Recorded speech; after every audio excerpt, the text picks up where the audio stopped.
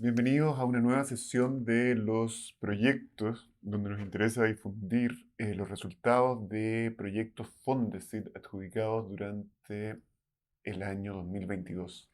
Y esta vez es el turno de la profesora Patricia López, probablemente la civilista más destacada de su generación.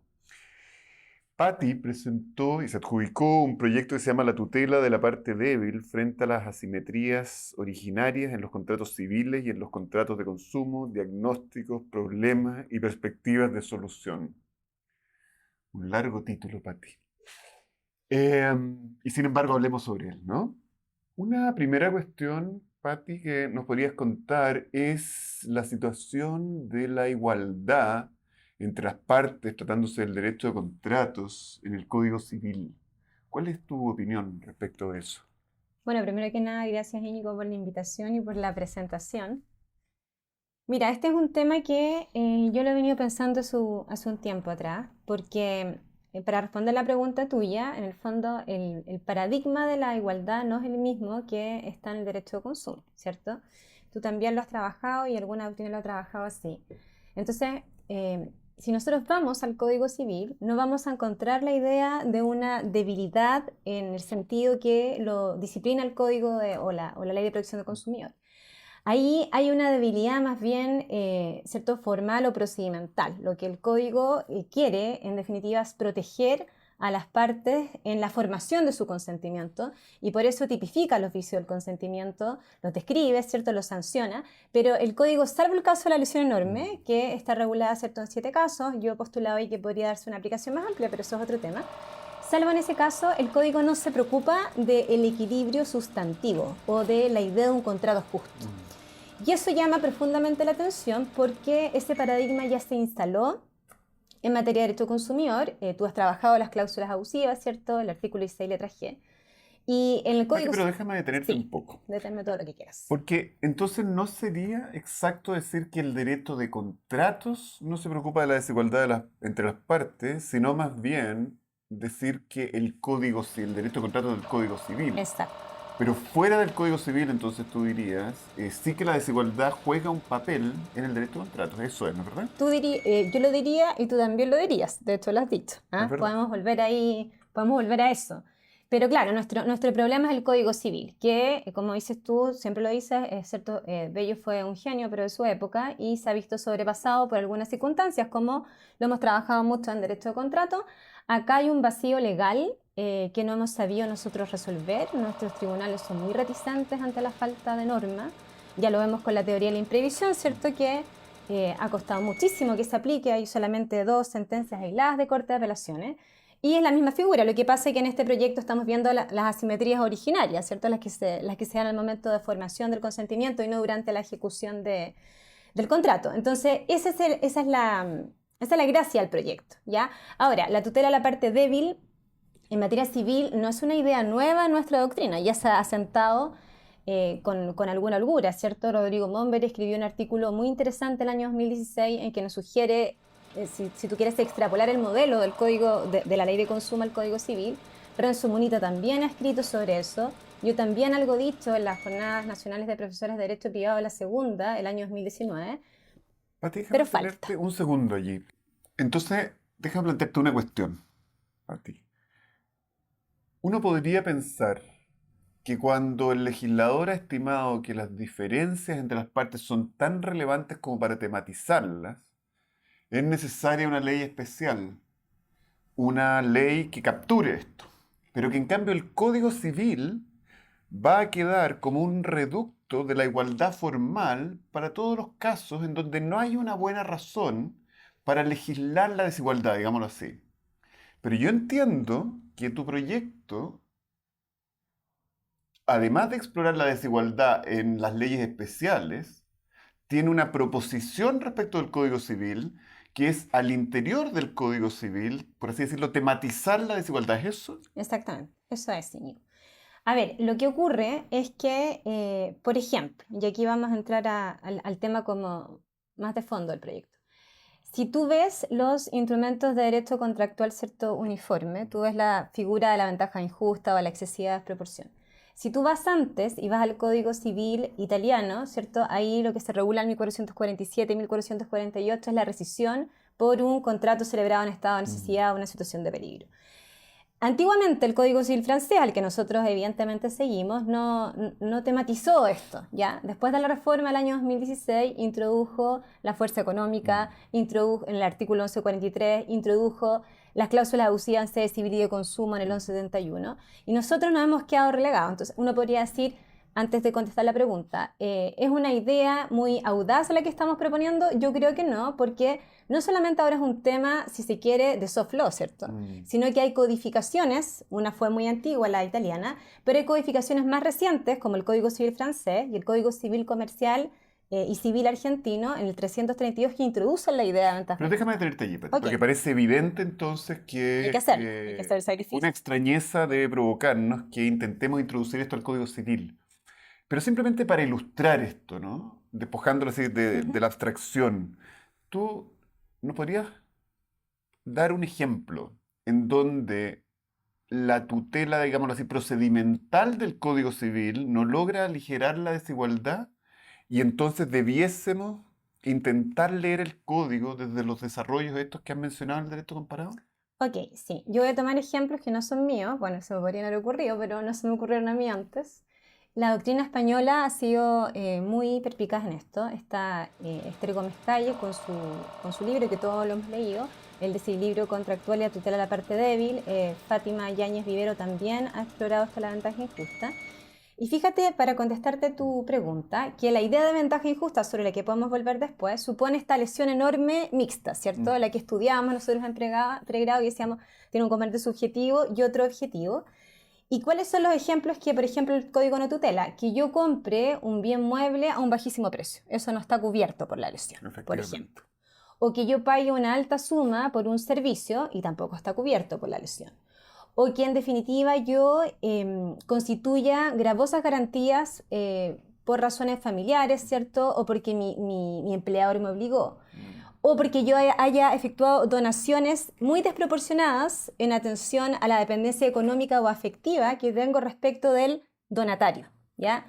Las mismas cláusulas abusivas en sede civil tampoco están tipificadas. Espérate, déjame entonces para que veamos si entendemos bien. Entonces estamos frente a un elenco de situaciones en las cuales ante todo hay una desproporción entre las prestaciones. Una doble desproporción, una desproporción. Momento. Okay. Mirado desde afuera objetivamente, una prestación no está equiparada con la otra. Exacto. Pero no es solo eso, ¿no es verdad? Porque si no, eso se asemejaría a la lesión. Sino que esto se explica por una posición más débil de una de las partes. Eso, ¿no?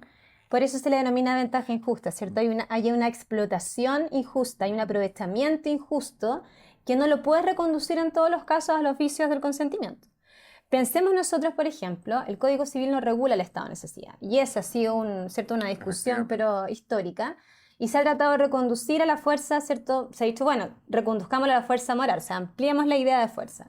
Claro, pero el estado de necesidad también puede provenir de situaciones que no necesariamente repercuten en el otro contratante, puede ser de un hecho externo. Entonces, claro, analizando el código, tú te das cuenta que no da la cabida que debería tener y hay una desprotección de la parte débil. Entonces, lo que está ocurriendo es que estamos desprotegiendo a la parte débil por falta de norma. Estamos invisibilizando situaciones de aprovechamiento injusto, de explotación injusta, por el simple expediente de que no haya norma. Entonces, estamos muy desactualizados respecto del derecho comparado y estamos invisibilizando asimetrías que yo creo que no son tolerables. Muy bien. Y dime una cosa, porque cuando comenzaste, contaste que esto no es completamente inédito, que se ha referido Rodrigo Momberg en alguna ocasión, nuestro común amigo Renzo Munita, en fin. Entonces, la pregunta es, una pregunta que hacemos en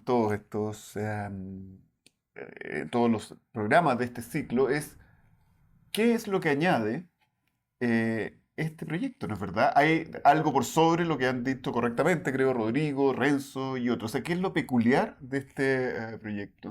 O formulado de otra forma, ¿por qué tú crees que Fondesit te financia el proyecto? No lo quería decir de manera tan brutal, pero eso. Pero en el fondo es la pregunta que se ha repetido en todos los programas de este ciclo, digamos. A ver, han habido esfuerzos valiosos, como el de Rodrigo Momber, ¿cierto? Que dice, mire, la solución es extrapolemos el modelo de la Ley de Protección del Consumidor al Código Civil, vía interpretativa. Renzo dice, mira, protejamos a la parte débil desde el punto de vista de la equidad. Esos esfuerzos yo creo que son efectivamente correctos, pero hay que ir de antes. O sea, yo creo que el esfuerzo tiene que retrotraerse a ver primero quién es débil jurídico en nuestro derecho. Consolidar la categoría de la parte débil o de la parte vulnerable, porque estamos acostumbrados a hablar así en el derecho de consumo, ¿cierto? Ahora que está la idea del hipervulnerable, o sea, no solamente tiene una vulnerabilidad, sino que tiene varias.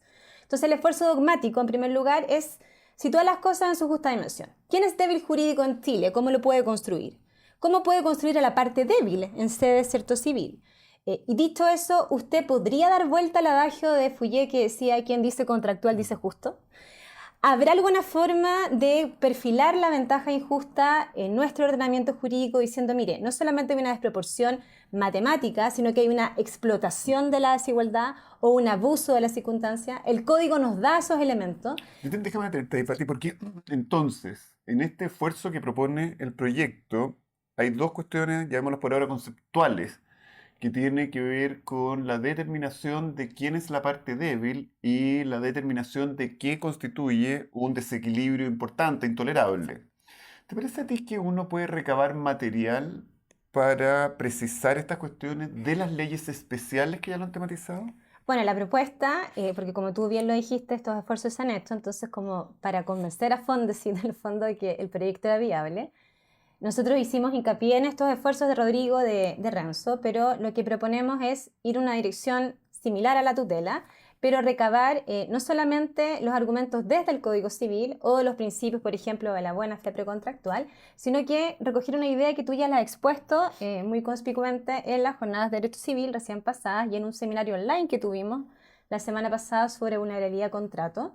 Y tú propones, Íñigo, y bueno, no vamos a develar nada aquí que no se conozca. Íñigo es coinvestigador del proyecto, así que él contribuye también a las ideas de este proyecto. Tú propones una fórmula que es ir a leyes especiales, buscar elementos, ¿cierto? Y darnos cuenta que probablemente la tutela del débil jurídico está en la descodificación material y no del código, probablemente porque es un fenómeno que Bello no advirtió y que surgió con posterioridad. Y ahí tú sugeriste, ¿cierto?, la ley 18.010 de una u otra forma, y también sugeriste la ley 19.496. Y como estos podcasts son hiperactivos, yo te devuelvo la pregunta a ti para que nos refieras en el fondo, no todos a lo mejor vieron el seminario la semana pasada, cómo podríamos de ahí extraer estas ideas para contribuir a la tutela de la parte débil.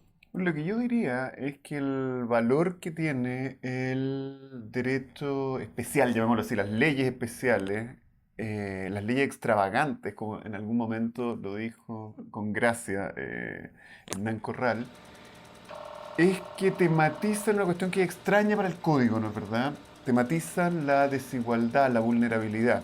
Y lo hacen de dos formas distintas, a veces con mayor acierto, otras con menos. Y es que dan cuenta de en qué sentido las partes son desiguales, ¿no? La igualdad es algo que queremos, pero siempre tenemos que preguntarnos igualdad respecto de qué. Por lo tanto, la 19.496 o la 20.416 lo hacen respecto de la posición negocial de las partes. La ley sobre derecho y derechos de los pacientes lo hace respecto a asimetrías informativas, etcétera. Yo creo que ahí hay elementos interesantes para comenzar a pensar desigualdad respecto de qué. Y la segunda cuestión consiste en determinar, una vez que hay desigualdad, bueno, esa se tiene que reflejar suficientemente en el resultado del contrato, es decir, que haya un desequilibrio importante. Y allí, a mí me parece, esto está tematizado de manera así como más logarítmica, más precisa en la 18.010 sobre operaciones de crédito de dinero y de manera bajo la forma de un estándar en la Ley de Protección al Consumidor. Mi sospecha, y habrá que trabajar en esto, de esto se trata, Tenemos que Juan, trabajar sí, eso, sí. es que hay que prestar atención a cómo se han hecho cargo los tribunales de esto. ¿Qué han entendido los tribunales por desequilibrio importante en el artículo 16G? ¿Cómo se ha aplicado, tratando, más matemáticamente, tratándose de la ley 18.010, etcétera? Yo diría eso. Ahora, déjame llevarte a otro lugar, Pati. Porque el modelo del código es un modelo elegante por su sencillez. Es decir, trata a las personas como iguales en el modelo de igualdad ante la ley, de igualdad formal. Que es un modelo que es elegante, que tiene un costo de uso bajo, porque no hay que distinguir, pero que por lo mismo es poco preciso y trata como iguales a quien no debemos tratar de esta manera. Luego, la 19.496, por así decirlo, textura un poco más las cosas, ¿no? Y otras leyes, por supuesto. Pero tú acabas de mencionar al consumidor hipervulnerable y te quería preguntar sobre eso, porque parece que ya no es binario, no es entre quienes son iguales y quienes son desiguales, el proveedor es desigual con el consumidor, pero si uno desagrega la noción de consumidor, aparecen consumidores que están en una posición, digámoslo, aún más desaventajada, que son los hipervulnerables. Entonces, ¿cuántas distinciones formulamos? Entre proveedores y consumidores una, pero parece que hay otro nivel de desigualdad entre los hipervulnerables. Entonces, cuéntame, ¿ese fenómeno está recogido en el derecho chileno? A ver, para sorpresa nuestra, cuando ya habíamos formulado el proyecto, porque esto se ha debatido mucho en doctrina, ¿cierto? En Argentina, Baruselli como que llevó el tema. Y bueno, lo que levantó fue, mire, hay una debilidad estructural del consumidor, por el solo hecho de ser consumidor, es vulnerable, pero puede adicionar otras capas de vulnerabilidad. Y no solamente una, ¿ya? Podría adicionar varias. Por ejemplo, puede adicionar la edad en el caso del niño o niña adolescente o en el adulto O mayor. personas de muy avanzada edad, ¿no? Exactamente, de los dos extremos. Mm. Esa puede ser una vulnerabilidad adicional, pero además puede haber otra que es de ser consumidor financiero y podríamos aplicarlo al adulto mayor, ¿cierto? Porque la persona está enferma, ¿no? Exactamente. O además que sea un consumidor electrónico y además financiero. ¿Te das cuenta? Entonces podría haber un consumidor hipervulnerable en una capa y uno súper, súper, súper hipervulnerable. ¿Está recogido, Pati, en el derecho chileno? En el derecho chileno no. Hay una circular del CERNAC del 31 de diciembre del año 2021 que muchos le agradecimos, que en el fondo se hizo cargo del tema, trajo la doctrina extranjera a Chile y reconoció la figura de una u otra forma. Y el otro desafío del proyecto es tratar de hacer esta tipología, ¿cierto? Y determinar cuáles son las vulnerabilidades y si Chile de alguna u otra forma se ha hecho cargo de estas vulnerabilidades. Y en esa circular lo que te dice el CERNAC, mire, usted tiene que tratar al hipervulnerable de una forma que lo pueda tutelar. Entonces te dice, usted intensifique proveedor el deber de profesionalidad, intensifique el deber de información, intensifique el deber de advertencia, porque es la única forma que en definitiva este sujeto que está muy desprotegido pueda quedar en una zona como de protección similar al consumidor común y corriente. Pero, Pati, el tratamiento legislativo, entonces, es extremadamente preliminar, por no decir inexistente, Inexistente, ¿no? O absolutamente. sea, el derecho chileno todavía no se ha hecho No. cargo en lo absoluto de esto. Yo pienso que en una de las próximas reformas de la Ley de Protección del Consumidor probablemente se incorpore la tipología, pero fíjate que no es tan grave, yo creo, porque, bueno, varios autores nos hemos dedicado a este tema. Yo he visto lo de los niños, niñas y adolescentes, también he visto el del financiero, y con el CERNAC, que evidentemente no tiene una vinculación legal, pero sí una vinculación para efectos, ¿cierto?, de administrativo, ha introducido la figura, de modo que yo creo que el mensaje que le va a llegar al proveedor es, bueno, tenga cuidado, sea muy profesional y trate de tutelarlo lo mejor que pueda. Porque un buen abogado litigante en sede de consumo probablemente va a invocar los desarrollos doctrinarios, va a invocar la circular del CERNAC y va a obtener una tutela en el fondo reforzada y puede obtener el aumento de la indemnización, ¿te acuerdas tú?, en materia de protección del consumidor, por el artículo 50, por el agravante del 24, que aplica para la multa infraccional y para la indemnización, y la agravante ahí es claramente en el fondo tener un trato desigual o discriminatorio. Y déjame llevarte de vuelta al Código Civil, porque el tiempo nos está Sí. alcanzando y creo que hay todavía una cuestión importante. Como yo entiendo la cuestión, pero tú me vas corrigiendo, es, mire, el Código Civil sigue siendo, digámoslo así, el reducto de la igualdad, el tipo de derecho que está considerado para que personas que consideramos como iguales se relacionen. Pero esto, para decirlo en un lenguaje levemente metafórico, al interior del código funciona como una presunción juris tantum, es decir, una asunción que puede ser derrotada. Y por lo mismo, entonces, la finalidad a este respecto del proyecto es abrir un espacio para que en relaciones disciplinadas por el Código Civil se pueda alegar desigualdad. Exacto. Esa es la idea. Eso es, ¿no es verdad? Esa es la idea, y ponte tú, si uno revisa, pueden haber en la práctica muchos casos de estado de necesidad y no se litigan porque se sabe que el tribunal no va a coger el estado de necesidad. Si tú vas a la configuración, Íñigo, y ya sé que estamos en el tiempo, pero si vas a la configuración de la ventaja injusta, te dicen los autores extranjeros, mire, aquí para que haya ventaja injusta tiene que haber un desequilibrio objetivo, o sea, que haga injusto el contrato, pero además tiene que haber un elemento subjetivo. Y ese elemento Pati, subjetivo, déjame interrumpirte un dime. segundo allí. Para quienes les interesa la ventaja injusta, ¿no? Que lo hemos mencionado un montón de veces, Sí. ¿Qué regulación tú sugerirías visitar? Si alguien supiera, no tengo idea, qué es la ventaja injusta y me gustaría aprender un poco de todos los lugares donde está regulado. ¿Sugerirías alguno? Bueno, se replican mucho el 409 de los principios europeos de derecho de contrato, el 37 principio de los principios latinoamericanos de derecho de contrato también lo replican. También está en un UNIDROIT, o sea, está consagrada la misma idea, digamos, ¿ya? Pero a lo que te quería llevar yo, y eso es muy relevante porque te dice, mire, hay un desequilibrio objetivo que hace injusto el contrato y hay un elemento subjetivo, y eso es lo que nosotros no hemos indagado. Ese elemento subjetivo está en la parte beneficiada y está en la parte perjudicada. En la parte, en definitiva, beneficiada es el aprovechamiento a sabiendas. Y en la parte perjudicada está, en definitiva, con su explotación de la debilidad.